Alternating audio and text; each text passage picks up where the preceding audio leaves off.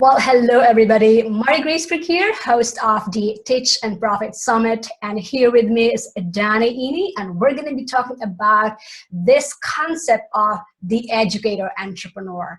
I love this topic. You'll be learning a lot about this, but first of all, Danny, welcome to the stage. Mary Grace, thank you so much for having me. It's really a pleasure and a privilege to be here, and thank you to everyone who's tuning in. I am excited to have you here, and I'm sure our audience are as well.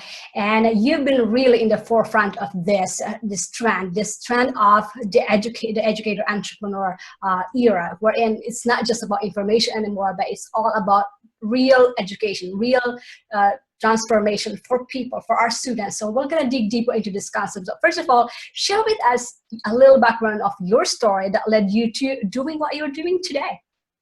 Absolutely. So I have a very interesting relationship and history with education. I've always believed very strongly that education is just incredibly important. And at the same time, I've had a lot of frustrations with the way it's done in formal contexts. So I quit school when I was 15 to start my first business. I've been an entrepreneur, I like to say, for longer than my adult life. And I went back to school maybe 5-7 years ago and got an MBA. So I have an elementary school diploma and an MBA and nothing in between. And in hindsight, the MBA was kind of a waste of time and money. But through all of that, you know, I read a ton of books. I devour information and knowledge wherever I can. I seek out mentors. And most of my businesses over the last almost 20 years now, geez, I feel like I'm getting old, have all been very much in the realm of education in various ways, shapes, and forms, taking what I know and delivering that experience to other people, sometimes just through teaching, sometimes through more elaborate courseware, sometimes through technology, but always about teaching and empowering. So that's my journey in a nutshell. Teaching and empowering. I love that. It really is about empowering other people to take action on what we teach them. So, okay, so let's dig in deeper into the concept of what is this educator entrepreneur? Sure. So it comes down to, first we have to understand, well, what are we talking about when we say education, right? What is a real course as opposed to just a bunch of videos online? And it comes down to, there are two layers of learning. Right? The first layer is literacy. That's about going from, I don't know what you're talking about, to, I do know what you're talking about. I can't do it myself yet, but I know what you're talking about, right? So the first time that someone explains to you what a landing page is, you know, you've developed a literacy. Now you know what it is. You can't build one yourself yet. You don't know the technology, you don't understand copywriting, but you know what they're talking about. That's the first layer. And what it takes to develop literacy is an explanation. It's exposure to information. That's what information does very, very well. It's great for broadening our horizons, showing us what's possible that we didn't know about. The second layer is fluency. That's from going from over here where it's, you know, I know what you're talking about, but I can't do it, to I actually have this ability, this capability. And that takes more than an explanation. That takes, yes, a deeper explanation, but also time to play with things yourself, to try, to experiment, to get feedback on what's working and what's not. And that's kind of the gap that exists in our market. There are a lot of good information products. You know, books, audio programs, video courses that are, you know, videos in a membership site, but they're all about delivering information. They don't let you experiment and play and get feedback and have support. They don't provide an educational experience, which means they're great for showing people what they could do. They're not great at empowering people to actually do those things.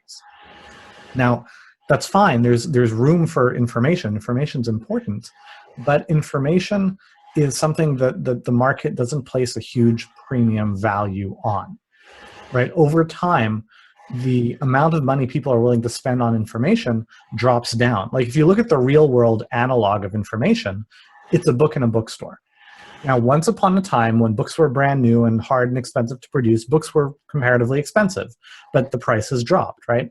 Books have never and will never cost what a university education costs. Information is cheap, sometimes even free. And the responsibility for success is solely on the consumer. So if you go to a bookstore, buy a book, when you walk out of that bookstore, nobody owes you anything. right? Not the publisher, not the author, not the bookstore owner. You got what you paid for, and what you do with it is up to you. And that's fine. That's how information works.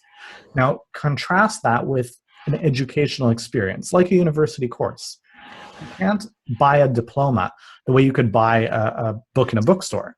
What you can buy is the opportunity to earn one with the help and support of a teacher. And that's the key distinction. In an educational context, in a real course, not just a bunch of videos, the responsibility for your success as the student is shared in partnership between you and your teacher. You still have to do the work. You're still responsible, but so is your teacher.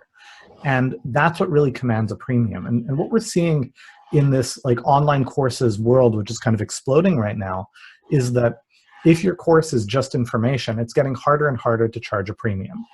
And if you want to know where a market is going to land, look at the biggest marketplace in the world. So for courses, that is Udemy.